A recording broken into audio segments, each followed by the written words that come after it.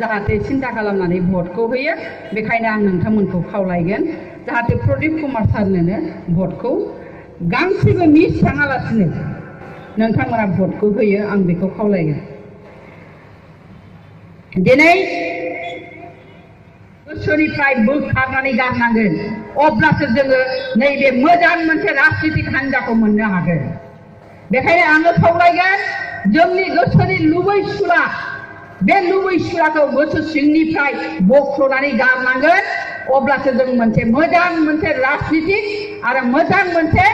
political हान्जा मोजां मोनसे परिस्थिति बे परिस्थितिखौ जों मोननो हागोन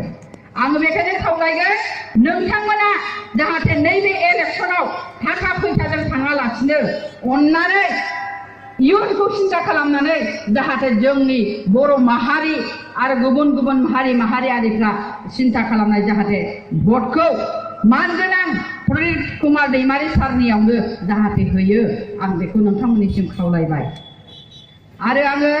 मोनसे बुस्थुखौ बुङा नङा गोबां दैदेनगिरि बिथांमोन दं नाथाय आइजो माहारि हिसाबै आङो बुङा सानदोंमोन नाथाय बुंनांगोन मानो होनबा नैबे उदालगुरियावनो नोंथांमोननि जायगायावनो जोंना बिटिसिनि चिफ मानगोनां हाग्रामा महिलारि बिथाङा दाखालिसो नोंथांमोननि उदालगुरियाव फैनानै बुंलांदों जोंनि हिन्जाव माहारिखौ जोबोद लाजि फोनांनाय बायदि बाथ्रा बुंदों मामोन बियो जेरै जोङो मोख्राखौ थालिर फिथाइ खानानै ओरै ओरै बोनानै नो जानोबा होननानै बोलाङा होमबा बेबायदि खालामदों आइजो माहारिखौ नो सुरा नांगौबा नो होननानै होनाय जायाखै बिलाय सरा देखायनो मानो होनबा हाबा लाखानायाबो खेबथाम गाहाम लानो हायो मा बाथ्रा बेलाय होमबा आइजो माहारिखौ लब खालामनाय जादों जायाखै जोंखौ सनमान होनाय जादों नामा दिनै बिमा माहारिखौनो सनमान होआ जाय दैदेनगिरिया सनमान होनो रोङा बे माब्लाबाबो आवगायलांनो हाया बिमाया गोसो जायोबा गासिबो मावनो हायो गोबां महर लानो हायो बिमाया रागा जोंनांगौबा दुर्गा लक्ष्मी सरस्वती गोबां महर लानो हायो बेखायनो आङो खावलायगोन जोंनि आइजो माहारिफ्रा जाहाथे बिथांमोननि सना रुफा थाखायाव थाङालासिनो बिथांमोननि सना थाखा फैसाखौ नायालासिनो जाहाथे जोंनि इयुननि मोनसे सोरजिनांगौ बड'लेण्डनि सोरजिनांगौ मोनसे जोंहा थांखि दङ बेखौ सिन्था खालामनानै जाहाथे नोंथांमोना भटखौ होयो आं बेखौ खावलाय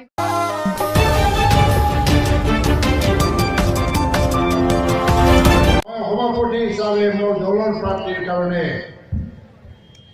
এই নিৰ্বাচনৰ প্ৰচাৰ অভিযানত অংশগ্ৰহণ ল'বলৈ মই আহিছোঁ আৰু আজি যিটো ওদালগুৰি টাউনৰ মাজমজিয়াত হেজাৰ হেজাৰ জনতাৰ যিটো বিশাল জনসভা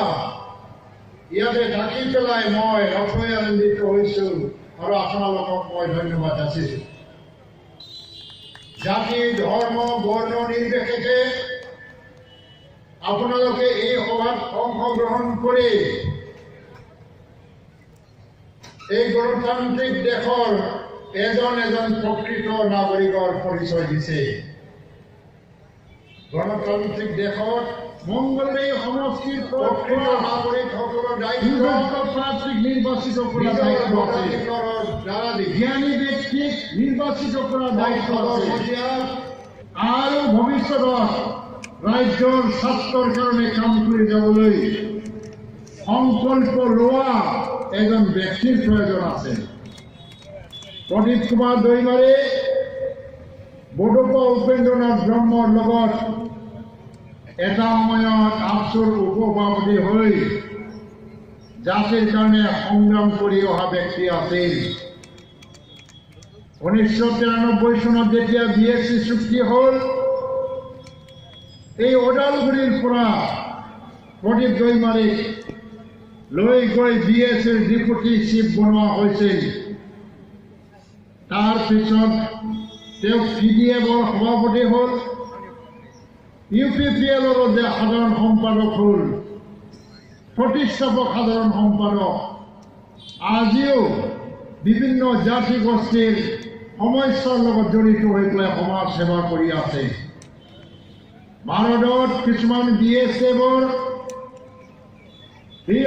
आंनि भिडिअखौ नोंथांमोना साबस्क्राइब खालामाखैबा साबस्क्राइब खालामदों आरो लोगोसे बेल बुटामाव थुदों जाहाथे आं आपलोड